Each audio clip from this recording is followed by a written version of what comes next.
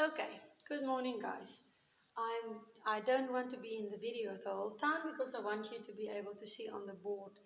Now I had to put in lots of things to make sure the sun is not shining on our board, so hopefully you guys will be able to follow. So, what we are going to do today is you might have seen that people sometimes say, I'm so sorry, and they do that, like bunny ears. And then you wonder, okay, why is she doing that? Okay, that means that's that's actually sarcastic. If you say, I'm so sorry, that means you're not really sorry. Or you say, I listened to the weather broadcast yesterday and they said it's going to be hot. So it means I'm questioning it. And I put it in inverted commas, but I can also call it speech marks, and I can also call it quotation marks. Okay, and if I write them, it's like two commas on the one side of my word or sentence, and two commas on the end of my sentence or my word that I'm going to use. Okay, now firstly, you will see sometimes there will be only one in the beginning and one at the end. Now, in British English, you may use both of them. And in America, you use only the double quotation marks. So we don't want to do the American way, but because it's more internationally accepted, we do the double quotation marks. Okay. And then remember, keep in mind that you do this like bunny ears. So it's at the top. It's not like I like to eat um, oranges, potato, oh, aarde. I also almost wrote potato with an A. Potato. Can you see where you name a few things and you use a comma to separate them? Okay. Quotation mark is always at the top of your sentence. I just want to move this a little bit more. I really hope it's not too shiny. Okay. Now, let's pretend I have a little guy standing over there, and let's say I've got a girl. Let's give her a little skirt. You know it's a girly, and she's over there. And you guys know these speech bubbles that you sometimes get in cartoons. Okay, and there is her speech bubble. I hope you can see that one. Yes. Okay. So this is the boy speaking, and he will say, um, how are you? How are you? And the little girl answers, I am fine. Okay. Now, if you look at my cartoon, it's not really a funny cartoon, but if you look at my cartoon, do you think they are speaking at the moment, or do you think I'm telling you that they are speaking? Yes, they are verbal. Can you remember verbal and non-verbal? Okay, they are verbal, so it means that they are talking at this very moment. That's why it is in a speech bubble. So this is their direct speech. They are doing the talking now. Okay, it's happening at this very moment. But if I ask you to write it down, write the direct words that this guy's talking, you have to be able to write it in a sentence. Now, you cannot draw a speech bubble.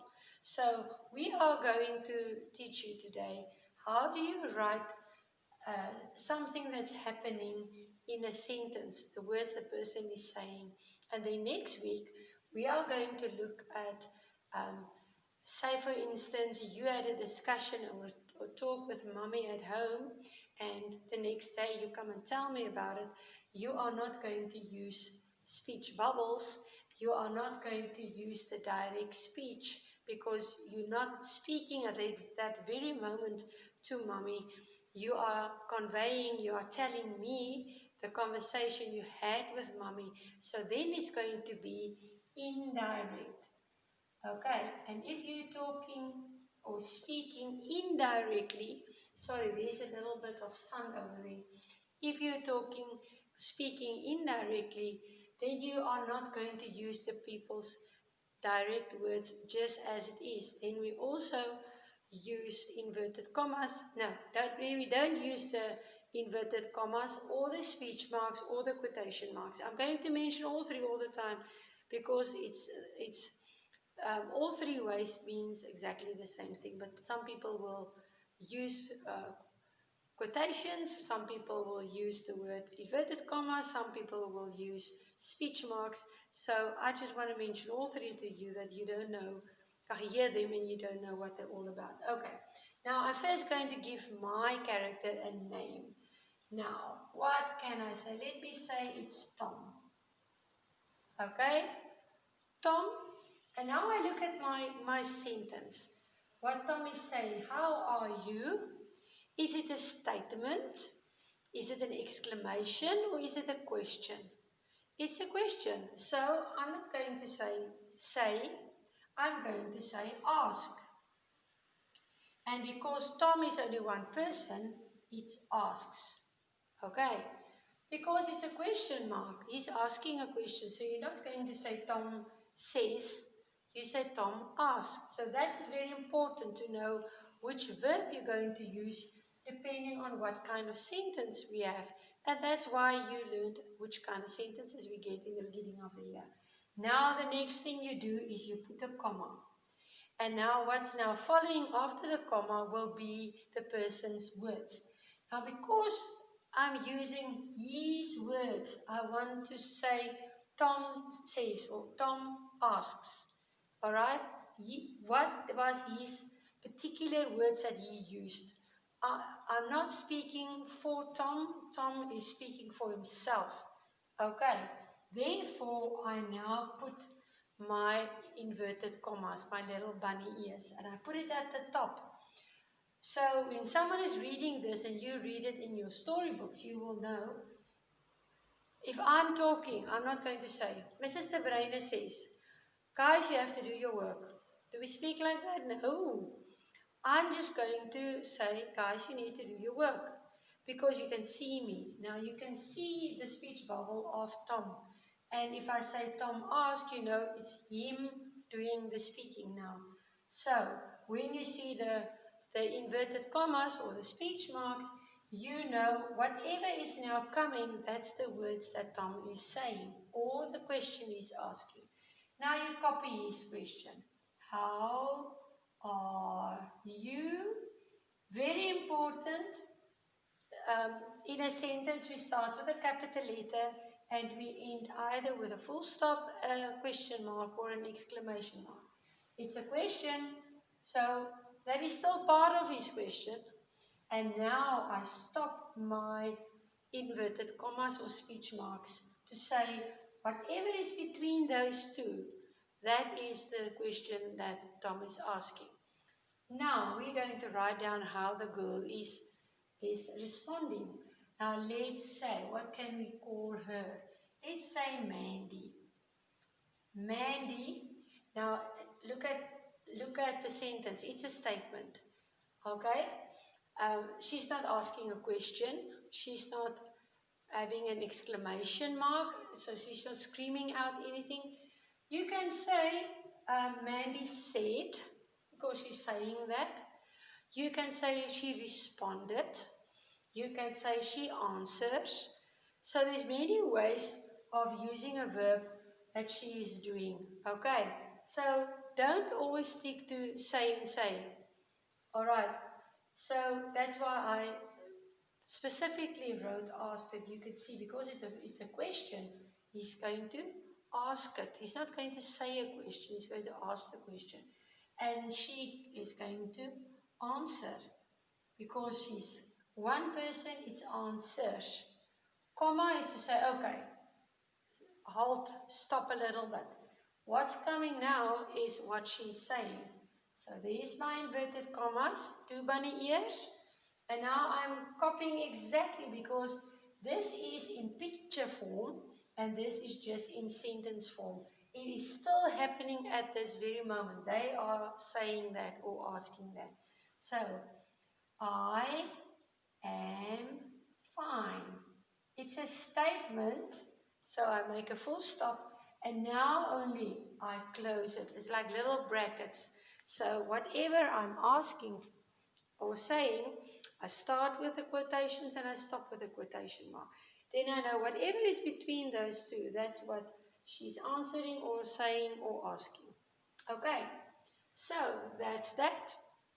What I want to mention to you guys, except for using to, except for keeping them at the top, and except for using whichever end that they are using, you need to know that we also use these quotation marks to mention someone else's words. So, for instance, and we're going to focus on that next week, but I want to mention it here so that you guys don't get confused with the different ones. Um, if I, for instance, we have a discussion in the class and you guys ask me, Mrs. De Bruyne, what about for fun? We come to school on Friday in our pajamas. Okay, so then I will say, listen, I cannot make that choice or decision by myself. I am going to ask Miss Meyer. Then I will go to her and I will come back and I will say, Mrs. Meyer said. Okay, so if I say, let's do it quickly. If I say, Mrs. Meyer said, and now I want to tell you what she said. I'm going to use her own words. And she said, are you crazy? I'm sure she won't say that.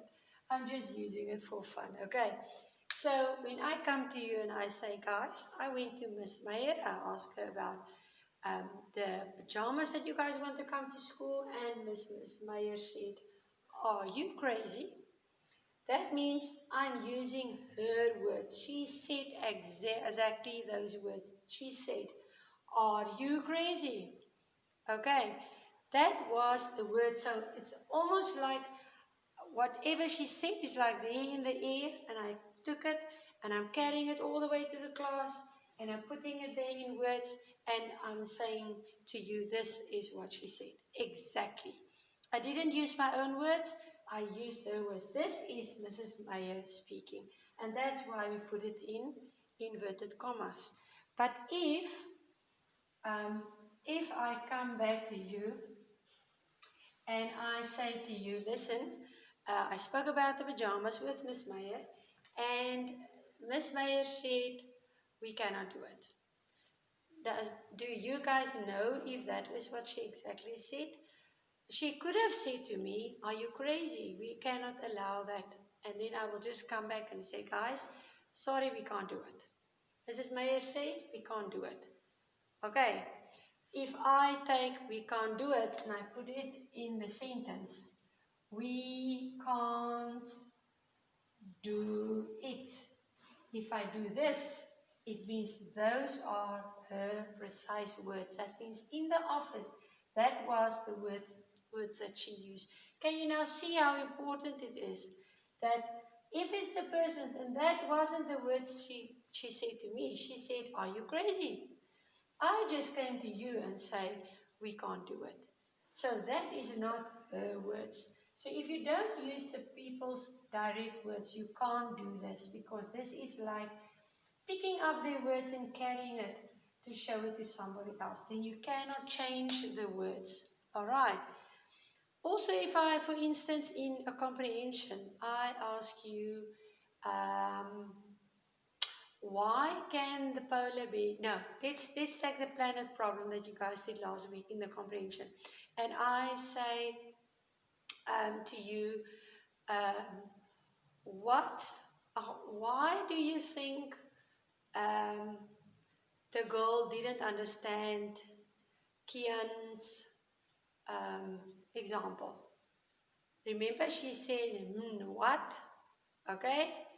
That was her precise words. And you answer me, the girl said, what?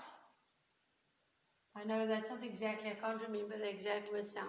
But that part that you copy from the comprehension, you're not changing it in your own words. You stealing, okay, can you see I'm doing that? Not really stealing. In this case, it's pretend. You're taking her words and you put that exactly without any change on the paper. Then you have to put it in inverted commas because that is not your words. If you don't do it, you're actually stealing someone else's words. And in the real world, we call it plagiarism. That means you can actually go to court if someone catch you stealing their words without telling anybody that they said it. If you say, I'm just telling you, I think we're crazy to do it. Okay? That is not me. I wasn't the one that came up with that sentence. So I'm stealing Miss Meyer's sentence and I'm making it mine. Okay? And that's exactly what you're not supposed to do. So I hope you guys get the point. We are only going to focus on this easy part this week. I'm saying it's easy because it's actually quite easy.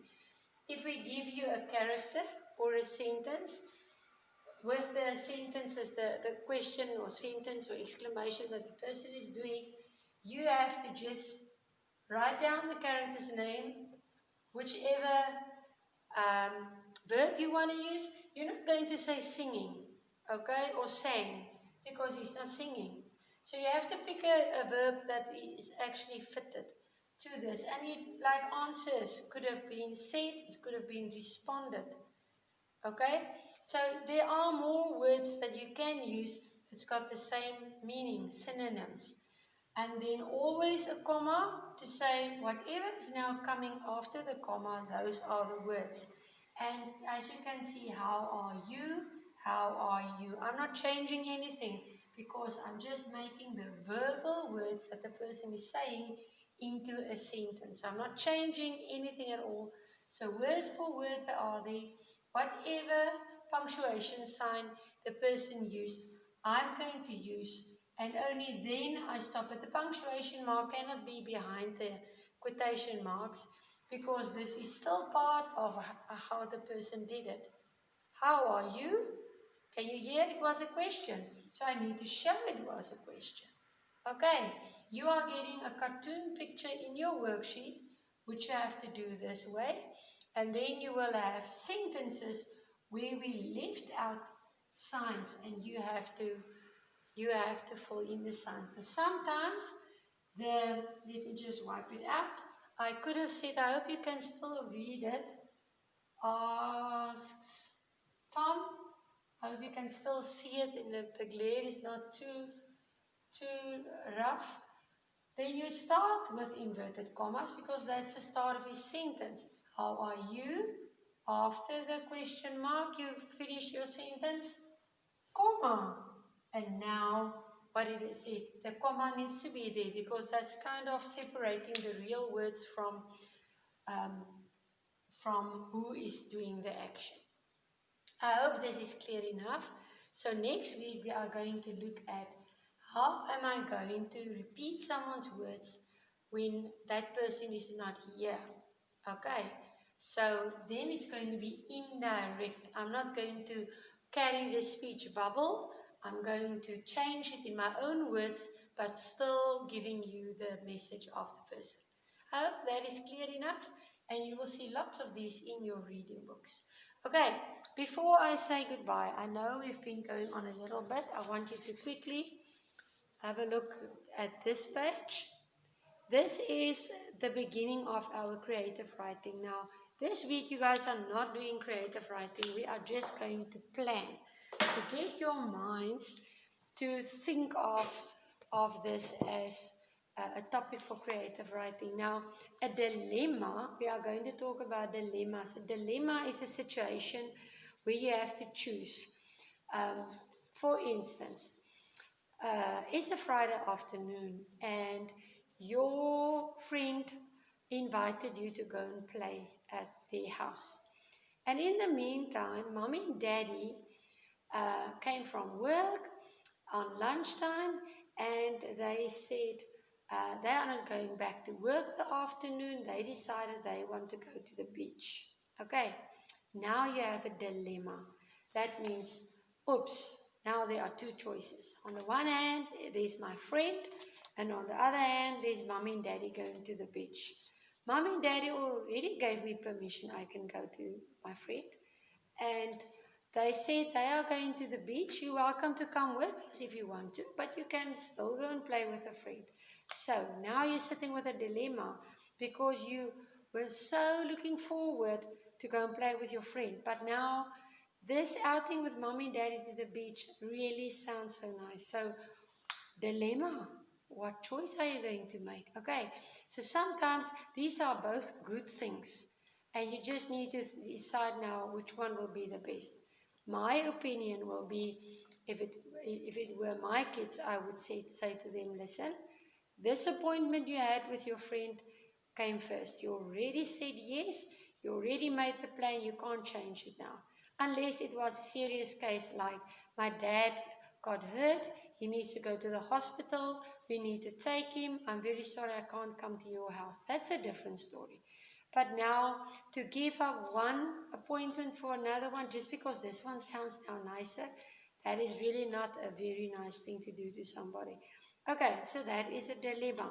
Now, if I read to you these, um, you lose a special present that a family member gave you for a birthday. Do you tell them?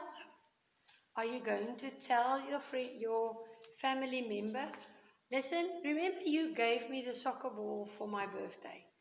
I lost it. Or are you going to keep quiet about it? And then the cousin will come and play with you and say, hey, I gave you that soccer ball for your birthday. Maybe we can play with that. Okay, and then you discover you lost it. Okay, so that's a dilemma. Do you tell them or don't you tell them? And you have to make a choice.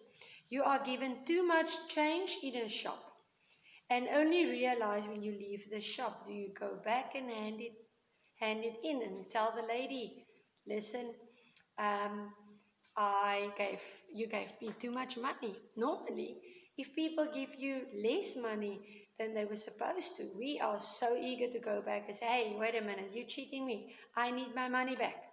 Okay, but now they gave you too much money, so you have more money than you're supposed to have. Are you still going to walk back and give it back? So now there's two choices. On the one side, you can be honest. Go back and say, lady, or ma'am, or sir, I just counted my change and you gave me too much money. I just want to give you back the money. Or are you going to keep it quietly, just walk away, and you scored some money? So can you see the one is a positive thing and one is a bad thing? So sometimes it's quite difficult to make now the choice. Okay, the one with the present, it's not really that you have to tell the person that you lost the gift because it was a gift. If it's your gift, you can make with the gift whatever you want. But just because the person gave it to you, it's a good thing maybe to tell the person because you don't want them to find out later. Okay, so both sides is not really bad, but on the other hand, you don't want to lie to them when, say, for instance, the cousin want to play with you now, and he asks you where's the ball, and you said, "Oh, my sister and her friends are playing with it now." That's now lying. Okay, so that's not good either. So sometimes we have to make choices between two nice things. Then you have to think which will be the most honorable thing to do. Sometimes it's a good and a bad thing. Then you have to know, listen, do the good thing. Sometimes you don't want to hurt somebody. Sometimes both things are bad. So, and you have to make a choice. Okay, so that is what a dilemma is when you have to make a choice between two things. And you are going to pick one of those four. I didn't go through the others. Pick one of those four and then go through these steps. And then next week we are going to give you a different dilemma.